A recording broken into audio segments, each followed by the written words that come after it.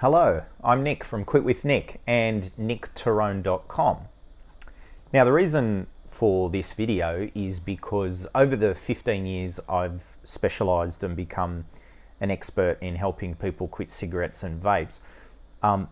Because my results are pretty good, inevitably either the client who came to see me or someone they know will ask me if I do anything else. And, obviously people get an amazing result in just one session to end the most preventable cause of death in the world. It can create an idea that, gee, he must be able to get rid of anything in one session. Well, I've got this drinking issue. I eat too much. I'm not really exercising when I should. I've got this phobia and anxiety. Maybe you can get rid of all of that in one session. No. No. I can help with many things because I do have 25 years of experience being a therapist, a counselor, coach, that kind of thing. But all those other things I just mentioned, typically they are the symptoms of what's usually a deeper issue. Usually limiting beliefs, self-worth, not good enough.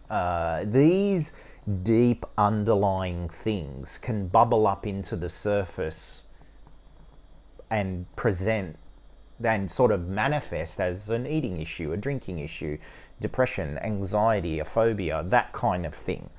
So smoking is one of those things. It can be one of those things, but hypnosis can get rid of that in one session because it can change the way you feel very quickly. And 9 times out of 10, only one session is needed. But for those other things that people sometimes ask me, do I help with X, Y, Z? It requires a little bit more attention, a little bit more, So yes, the simple, quick answer is yes, I can help with those things, but not in the usual way that a lot of other psychologists, counselors, and therapists usually address or explore those things.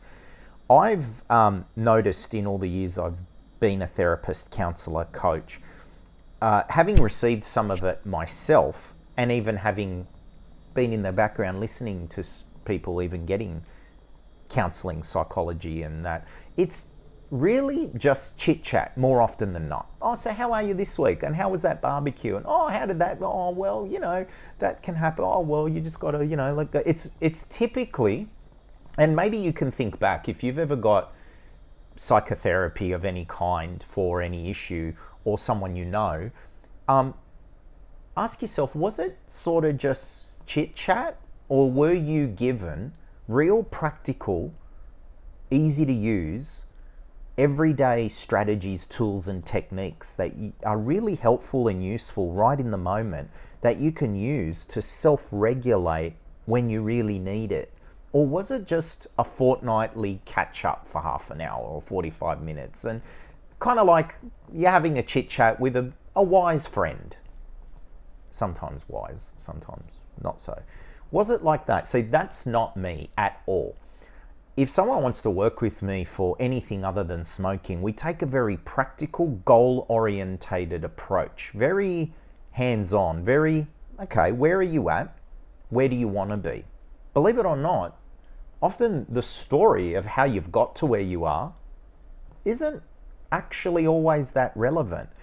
I know that we can feel like it is when you're getting counseling and therapy, and I've even fallen into this in the past where if you're seeing a therapist, you feel like you need to tell them about the past, where you've been, why you've got this problem, because it can be easy to believe that you're not going to be able to help me unless you understand where I've been. But that's not necessarily the case. To be able to help someone experience more of what they want internally and even the world around them, all you really need to know is what's the issue now? What's the problem? What are you experiencing now? And where do you want to be? And what's standing in the way of getting you there? To give you an analogy, it would almost be like, let's say someone pulls up in a car and they're lost and they're like, hey Nick, excuse me, mate, I'm kind of lost. Can you tell me how to get to Brisbane. Now, if I know where Brisbane is, and well, I know now because they've told me where their goal is, I wouldn't say, well, before I can direct you to Brisbane, you need to tell me where you started and what turns you've done to get here. We don't do that, do we? If someone's lost and they need guidance to get to a destination, we don't ask, well, where did you start from? Where did you come from? You get what I mean? And it's kind of similar if someone's got any other kind of barrier, issue, or challenge. You don't really need to know. The therapist might ask you some questions about things that have happened prior to just get some context, maybe.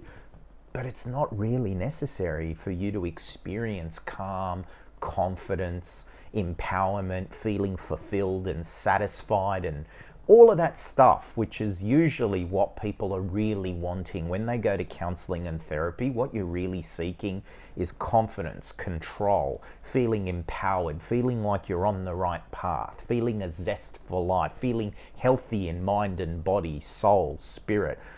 All that's where you want to be. What's standing in the way? Is it a limiting belief? Is it certain behaviors? Is it your inability to self-regulate emotions? What's standing in the way? And we focus on that, very goal orientated. So yes, I do help people if they're willing to be open, explore things, try some techniques, not just chit chat. Yeah, okay, we'll see you in 2 weeks. I'll see you in a month. Okay, and years later, it's like, am I any better? My goal, if I'm working with someone and coaching them for anything other than cigarettes, my immediate goal, and I often mention this in the first session, is my goal is to make you feel like you don't need me as quick as possible, in as short a time as possible. As quick as possible. The sooner you feel like I'm redundant in your life, the better the job I've done. But usually that's not the typical approach of psychologists, counselors, therapists. They kind of wouldn't mind having you come every month or fortnight for years, because then they don't have to find someone to replace your slot on a Thursday at 3 o'clock. Oh, gee, I did a good job. They don't need to come anymore. Oh God, now I need to find someone else to fill that slot, right? So that's not me. Having said that though, depending on what the challenge is, I usually ask people to commit to at least 4 sessions. At least 4. Because if I know I'm going to be with someone for 4 sessions and it's about an hour and a half each session, then I can kind of plan a little bit, and there isn't a need to, okay, let's get all this sorted.